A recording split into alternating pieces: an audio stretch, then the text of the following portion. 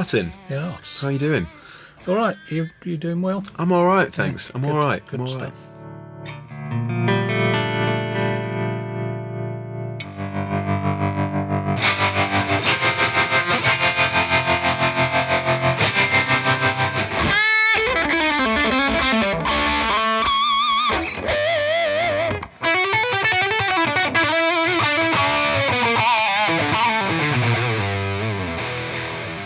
I'm sure everybody out there, as well as myself, has been mega excited about the new RK50, the Richie Kotzen Signature amplifier. Yeah, they have. And he's on his world tour, so we're not able to get his demo video right now. No. So that's why we're here Yes, indeed. at Brighton Electric to check them out and see what they sound like.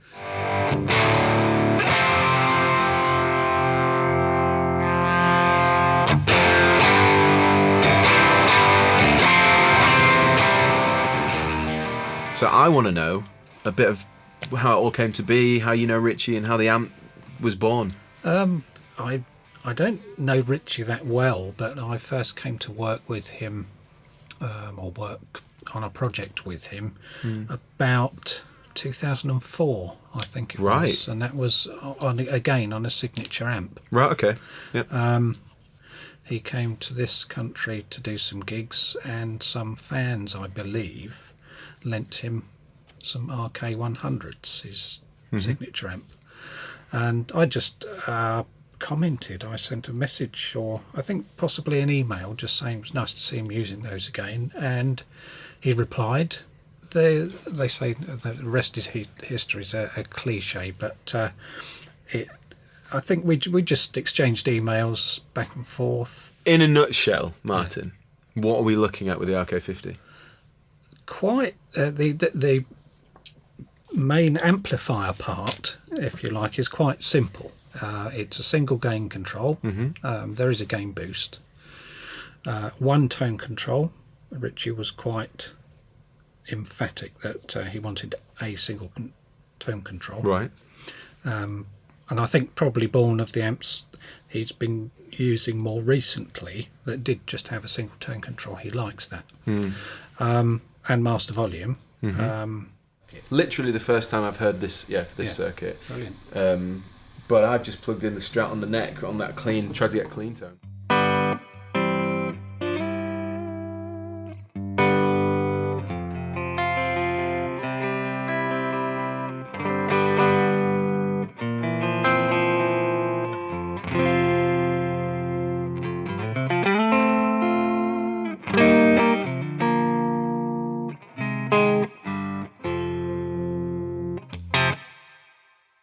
Oh, that's good. It's glassy. I like that. The detuned tone of that. Oh guitar. yeah, D standard. Yeah, very nice though. But do you know what? It's less jangly than I thought it was going to be. The clean sound, right? In the sense that it's nice and spanky, but it's kind of midi there. So there's a bit of mid there that's thick. Yeah, that I really like. Having just had a little razz, that's a bit of a technical term now, I'm not going to use that. Having just had a little go in there on the RK50, I was using the head and the little cab, and I must admit, I was really quite shocked in a good way and impressed at the gain, the amount of scope you've got. Yeah, it's a device it's not particularly clever or anything like that, but it's a device I've used in a lot of my designs from my first designs, where I use a tandem gain pot, so it controls the signal coming off the first and second gain stages. Right, okay. So that you're turning two things up and down really at once. Amazing.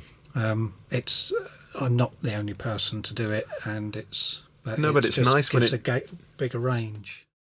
But gain is what we want to know, isn't it? Yeah, there's loads. Well, there's quite a bit there. There's quite a bit on tap. Okay. Yeah, there's a fair bit. So bring the master down. I'm going to wind it up to just about 1 o'clock. Yeah. And master's at about 9. Yeah.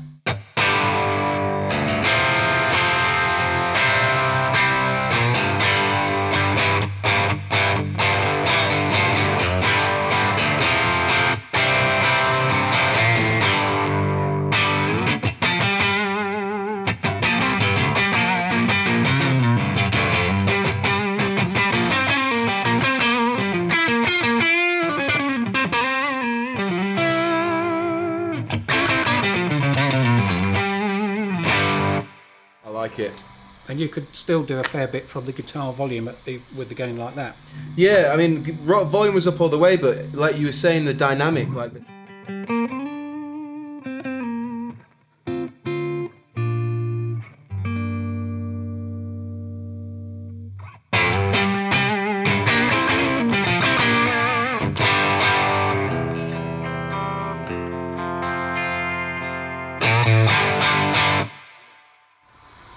Okay, more gain. More gain, so 3/4 perhaps. This is 3/4.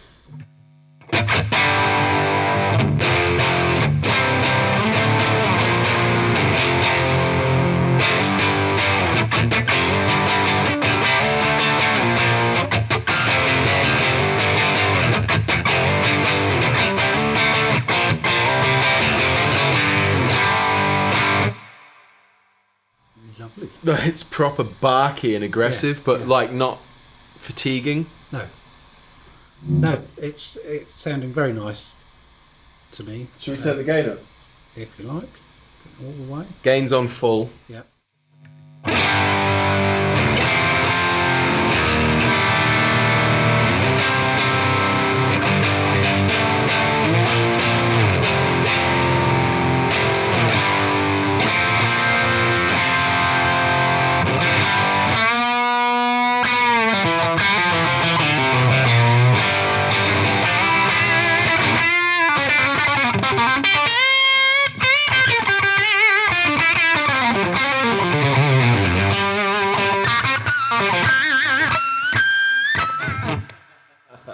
I was trying. Beast. It's usable in that when you turn it down to, I don't know, 9, 10 o'clock, it is clean. Yeah. Really, unless you beat, if you've got some very high output pickups, and you hit them hard, it will hit the strings hard, then it might break up. But really, you'd have to be fairly brutal to get that to happen. It can, because there's the gain boost, which works all the way around the gain range. So, which I was about to comment on, is how much that just adds. But it does. It almost feels like when you kick it in, it's like someone's quickly just turned the gain up on the amp, as opposed to like a very different sound. Yeah.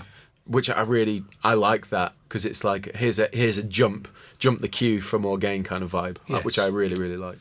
So we've got a Footswitchable boost. Okay. Which is very handy, because Richie asked for, he wanted to be able to do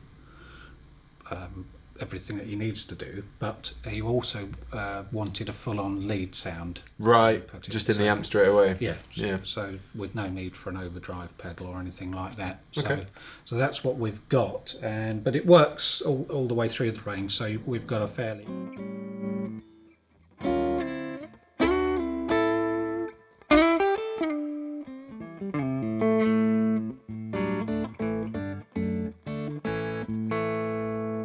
A bit of boost. We've got the gain at about 9, 10 o'clock. Yeah, it's about 10 o'clock.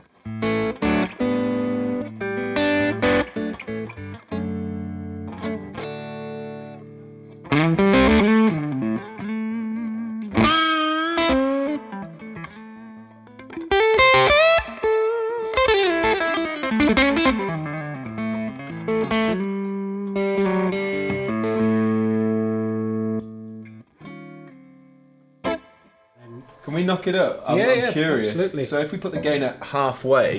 So this is without a boost. And again.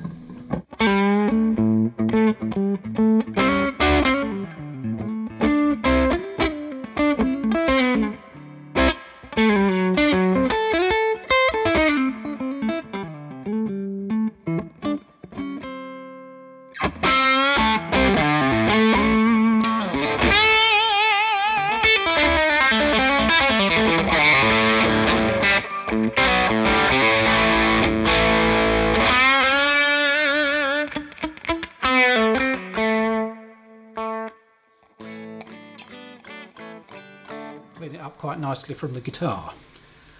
There aren't many words at this point. And take people's eyebrows Awesome. off. Okay. Well, just because we can. Yes, and I think we should. 3 o'clock. Yeah.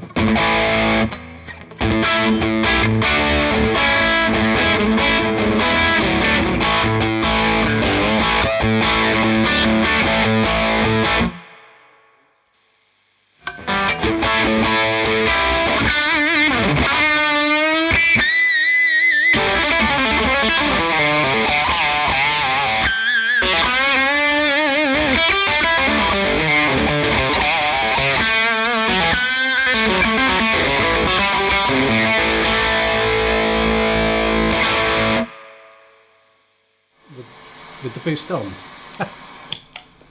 if you have any eardrums left.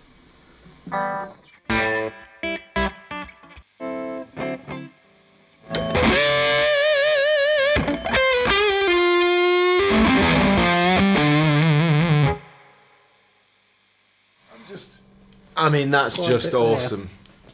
I'm not even exaggerating. That being the first time I've heard it, like, that's more than enough gain to play. You could play, I mean, you could even get heavy on that. Like, I'd love to plug in a down-tuned guitar with humbuckers and hear what that sounds like, because it's so fat and clear. Yeah, you could.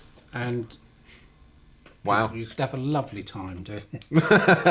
Yeah. Something else that I wanted to bring up as well that impressed me, hands down, is the fact that you know, whether or not you're using it to get that Richie tone.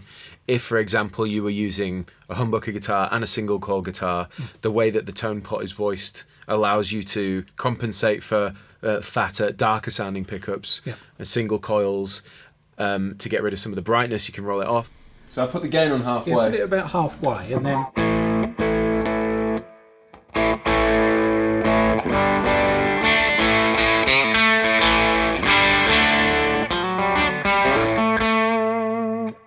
Some more, so you get more harmonics. So the more.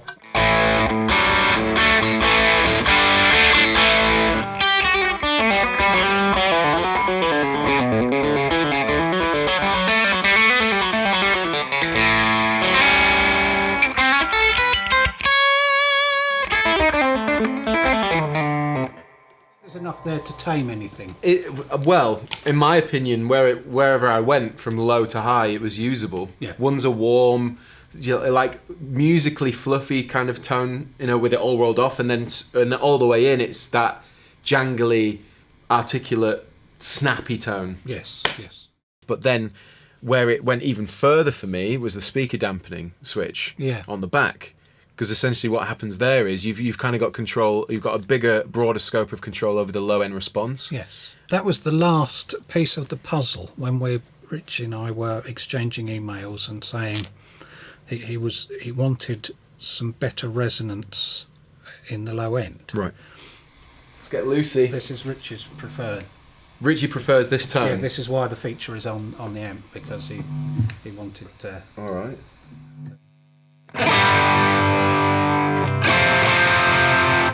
Definitely hit the right one. I feel like that was the gain boost.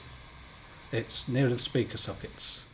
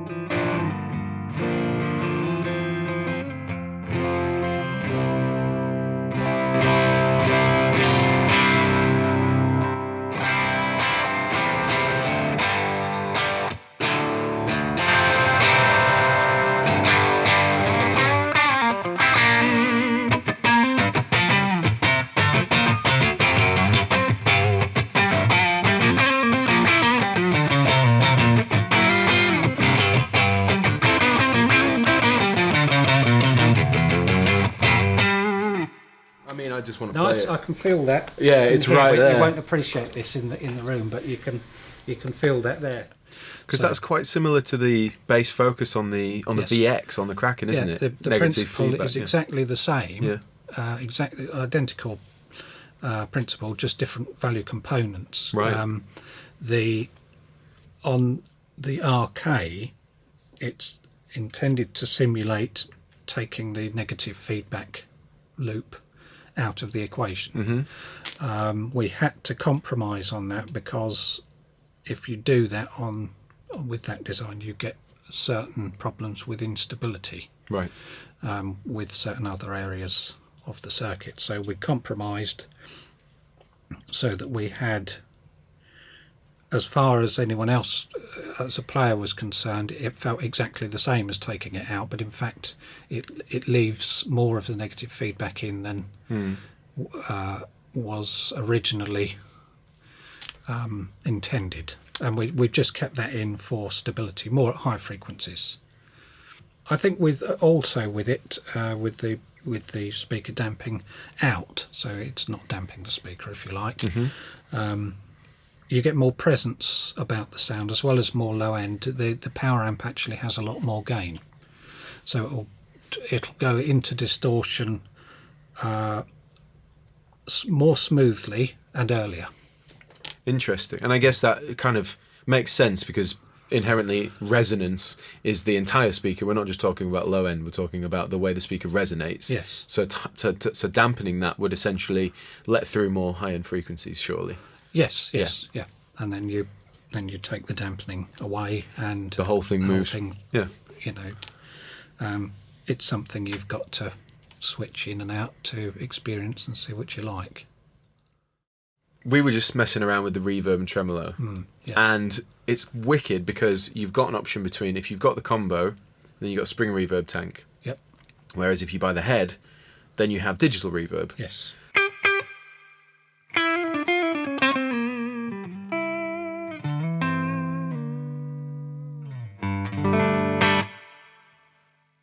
Nice. It's a digital reverb. Yeah, that's it. It's digital in the head, because a spring reverb's got transducers that are susceptible to magnetic fields, and in metal case, just not gonna.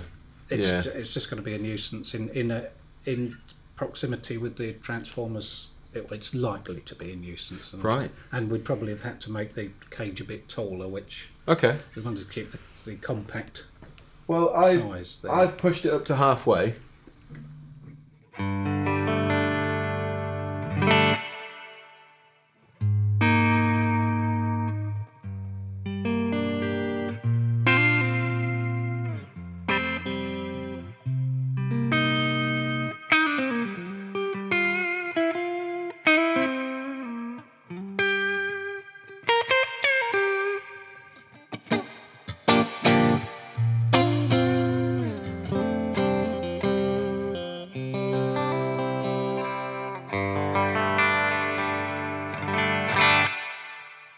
I like it. There's a fair bit there, isn't it? It is. That's at halfway. Yeah. So obviously, for the sake of experimentation, 3/4.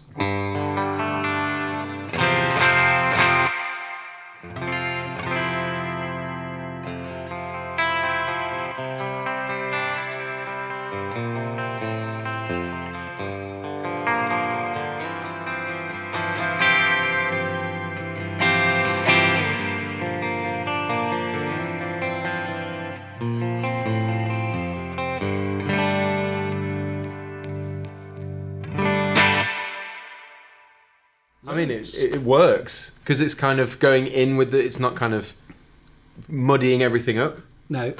Okay. Should we try it with a bit of gain? Yes, if you like. Why not? Why not?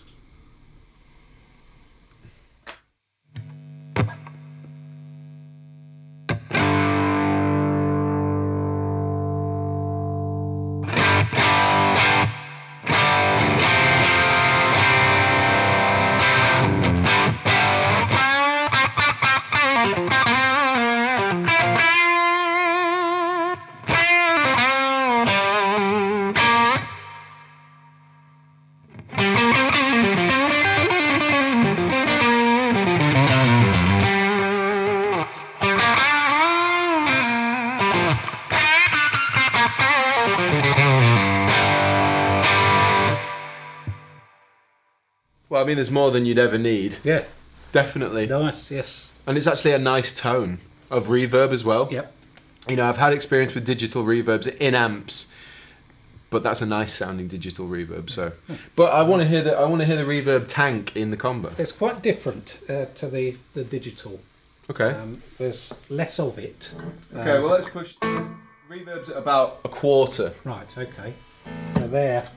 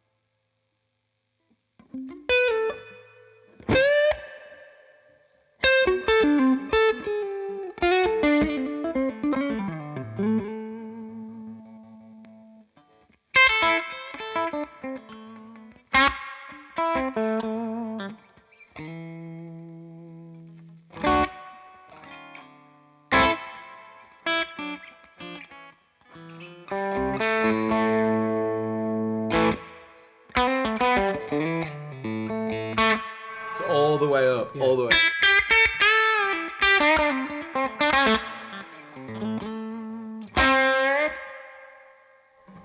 And then if you bring the gain up, you'll probably find that the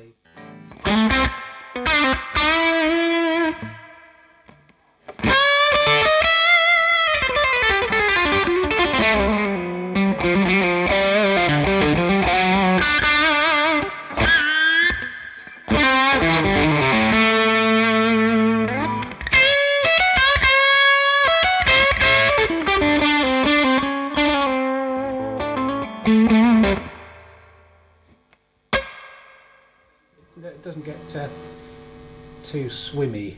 I mean, that was full reverb. Yeah. And it's definitely a different sound. Yes. Hopefully that you can hear that in the world of YouTube. Yes. But it is a different sound, and both of them complement the sound of the amps just as well, I think. Speaking about the tremolo, now, was there a specific tremolo circuit in mind with this amplifier? Is there a different approach from normal, or a slightly different approach? It still works on the output valve bias. I think that seems to be a popular method. But just because of the space constraints on the PCB in the lunchbox format with everything else, it's just the low frequency oscillators just done with a higher voltage FET, field effect transistor, MOSFET, rather than a valve.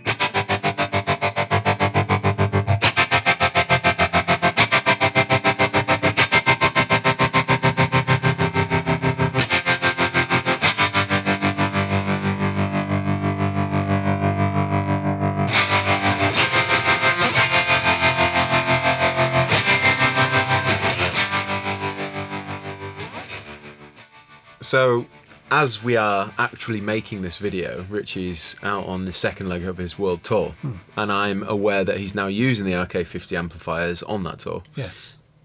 Has he said anything? How do you know if he likes them? I assume he likes them. Yeah. Because I'm not being asked, can we change this? Can we get this to happen? Okay. And he says that he gets good comments, good feedback about his sound from, I don't know, perhaps fans that get backstage afterwards. I'm not sure, or whether it's from his sound engineers. I'm not sure, but he seems happy. He's, as far as I know, he's still using them, so it's all positive. Sounds good. Yeah, I'm glad. Yeah, so am I.